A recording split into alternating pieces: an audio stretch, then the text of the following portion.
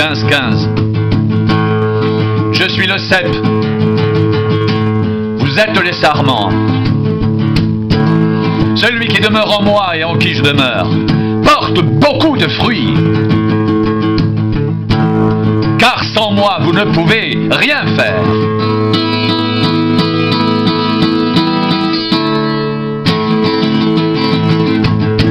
Psaume 127, 1-2. Si l'Éternel ne bâtit la maison, ceux qui la bâtissent travaillent en vain. Si l'Éternel ne garde la ville, celui qui la garde veille en vain. En vain, vous levez-vous le matin, vous couchez-vous le soir, et mangez-vous le pain de douleur. Il en donne autant à ses bien-aimés pendant leur sommeil.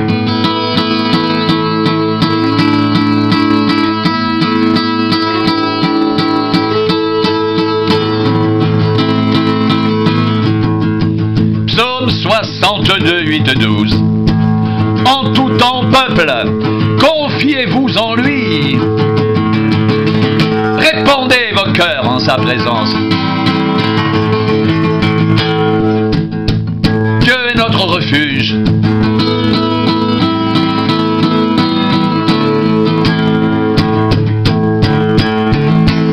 Oui, vanité les fils de l'homme.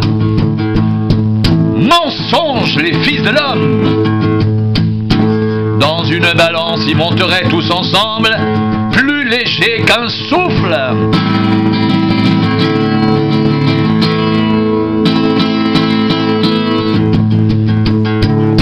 Ne vous confiez pas dans la violence et ne mettez pas un vain espoir dans la rapine.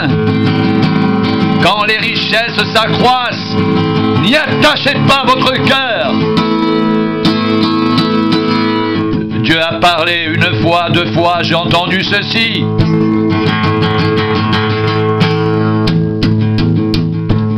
C'est que la force est à Dieu. À toi aussi, Seigneur, la bonté, car tu rends à chacun selon ses œuvres.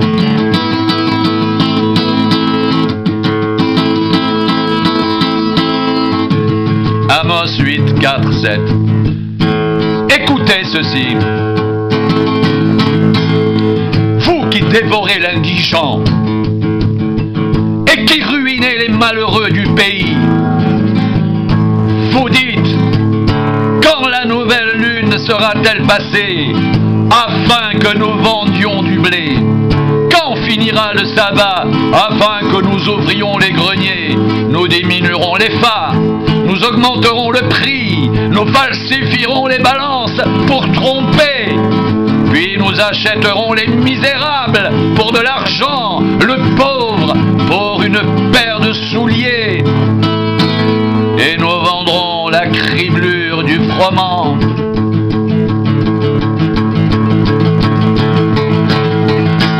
L'Éternel a juré, par la gloire de Jacob, je n'oublierai jamais aucune de leurs œuvres.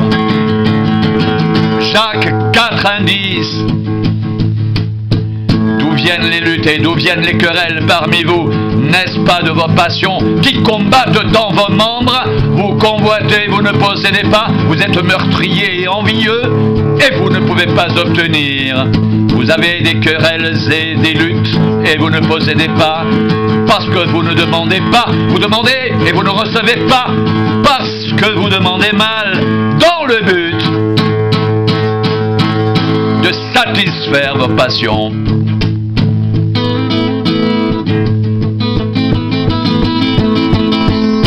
Adultères que vous êtes, ne savez-vous pas que l'amour du monde est inimitié contre Dieu? Celui donc qui veut être ami du monde se rend ennemi de Dieu.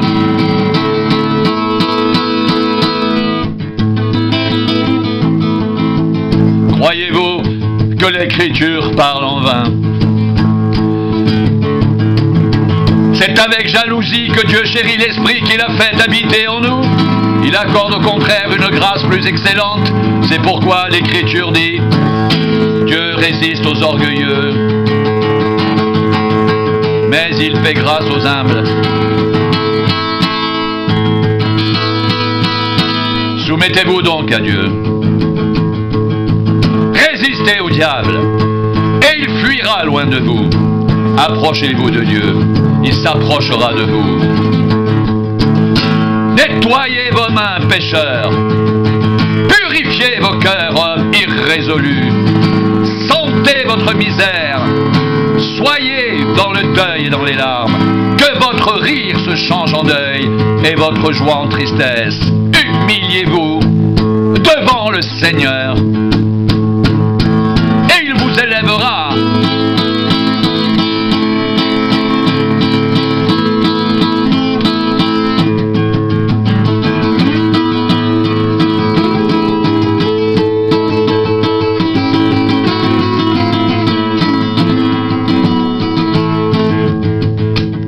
Jacques 5, 1, 6.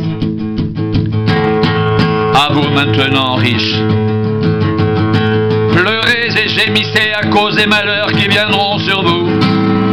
Vos richesses sont pourries et vos vêtements sont rogés par les teignes.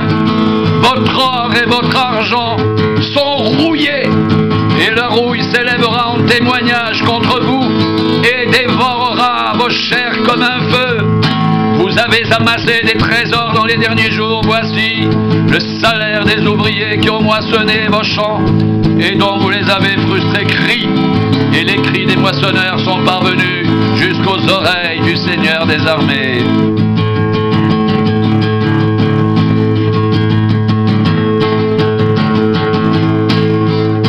Vous avez vécu sur la terre dans les voluptés et dans les délices.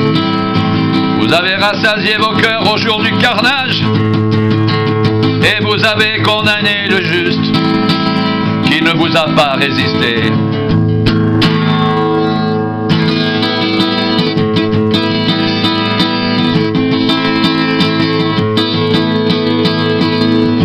Timothée 6, 6, 12. C'est en effet une grande source de gain que la piété avec le contentement, car nous n'avons rien apporté dans le monde, et il est évident que nous n'en pouvons rien emporter. Si donc nous avons la nourriture et le vêtement, cela nous suffira.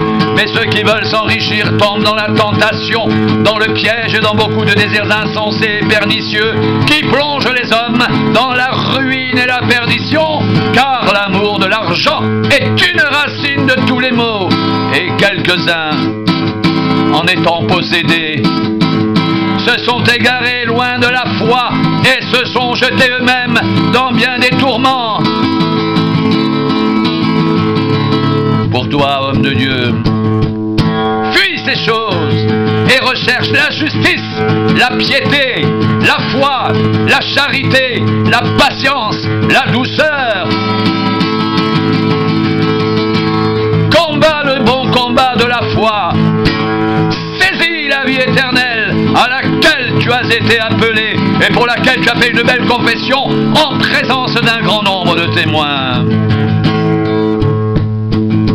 Timothée 6, 17 recommande aux riches du présent siècle de ne pas être orgueilleux et de ne pas mettre leur espérance dans des richesses incertaines, mais de la mettre en Dieu, qui nous donne avec abondance toutes choses pour que nous en jouissions.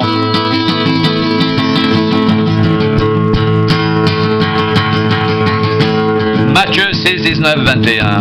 Ne vous amassez pas des trésors sur la terre, où la teigne et la rouille détruisent, et où les voleurs percent et dérobent, mais amassez-vous des trésors dans le ciel, où la teigne et la rouille ne détruisent point, et où les voleurs ne percent et ne dérobent.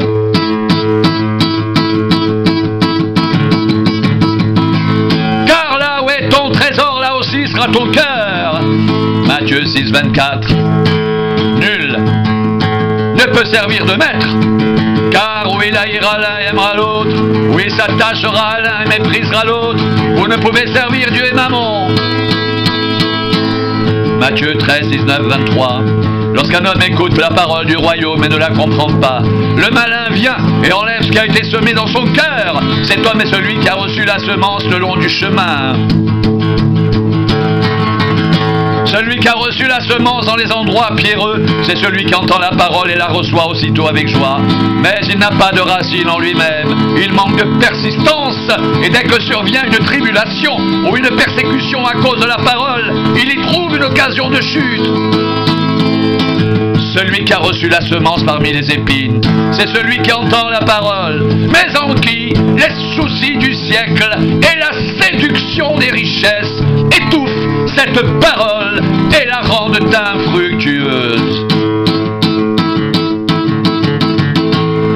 Celui qui a reçu la semence dans la bonne terre, c'est celui qui entend la parole et la comprend. Il porte du fruit, et un grain en donne 100, un autre 60 et un autre 30.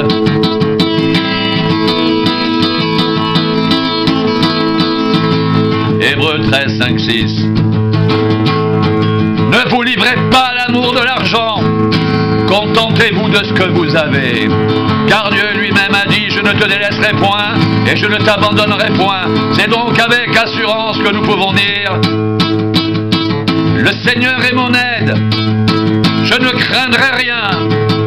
Que peut me faire un homme?